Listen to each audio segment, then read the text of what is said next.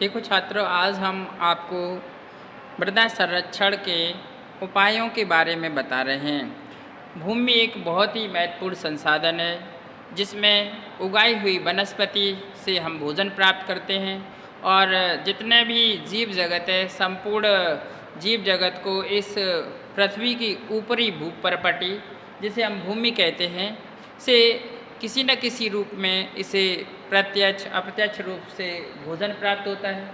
और ये जो वनस्पति है ये सभी भूमि की उपज होती है और भूमि में जो ऊपरी हिस्सा है उसमें हमारे देश में भिन्न भिन्न प्रकार की मिट्टियाँ पाई जाती हैं, जिसमें से किन्हीं किन्हीं कारणों से, जैसे वर्षा का जल, हवा द्वारा भूमि का अपरदन या मिट्टी की ऊपरी परत जिसमें वनस्पति होती है वो एक स्थान से हटकर दूसरे स्थान पर चली जाती है। इसे एक स्थान से हटकर दूसरे स्थान पर जाने को मिट्टी का अपरदन या सॉइल एरोजन या मृदा संरक्षण कहलाता है।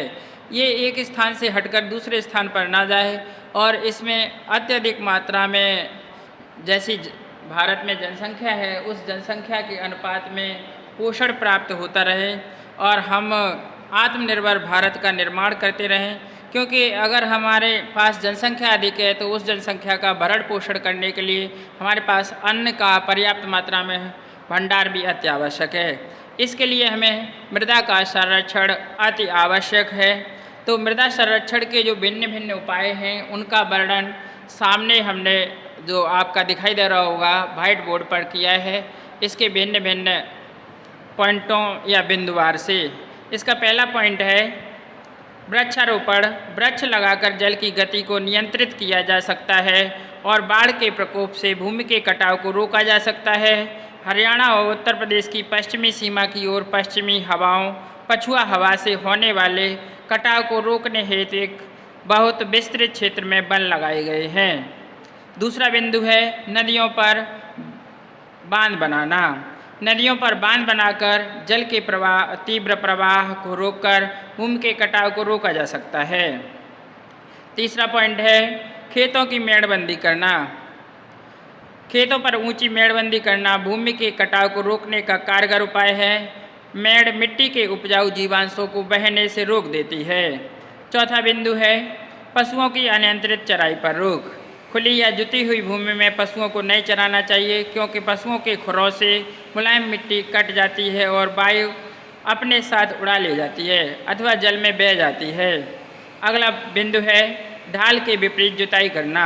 ढालू खेती की जुताई ढाल के विपरीत करनी चाहिए। इस प्रकार बनी नालियाँ पानी की गति को कम, कटाव को रोकने में सहायक होती हैं। अगला बिंदु है जल निकासी की उचित व्यवस्था करना। खेतों में जल निकास की उचित व्यवस्था कर भूमि कटाव को कुछ सीमा तक रोका जा सकता है। पर्वतों पर सीढ़ीदार खेत बनाकर यह कार्य सुविधापूर्वक किया जा सकता है। अगला बिंदु है खेतों पर हरी खाद वाली फसलें उगाना। खेतों में मूंग, सनई, ढैंचा जैसी हरी खाद वाली फसलें उगानी चाहिए। इससे मिट्टी को उपजाऊ तत्व अर्थात जीवांश प्राप्त होते हैं या कटाव में कम हो जाता है। अगला बिंदु है नाली एवं गड्ढों को समतल बनाना। अधिक वर्षा वाले क्षेत्रों में जल बहने से गहरी नालियाँ एवं गड्ढे बन जाते हैं। मिट्टी के कटाव को रोकने के लिए इन नालियों तथा गड्ढों को मिट्टी से भरते रहना चाहिए।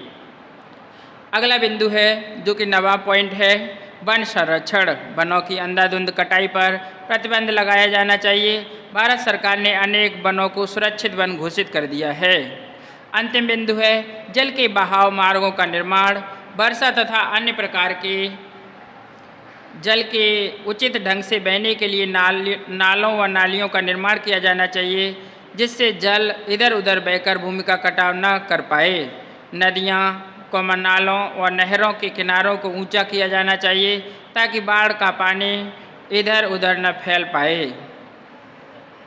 भारत में इस समस्या के स्थायी समाधान हेतु सन 1953 में केंद्रीय भू संरक्षण बोर्ड की स्थापना की गई तथा निम्नलिखित 3 लक्ष्य निर्धारित किए गए।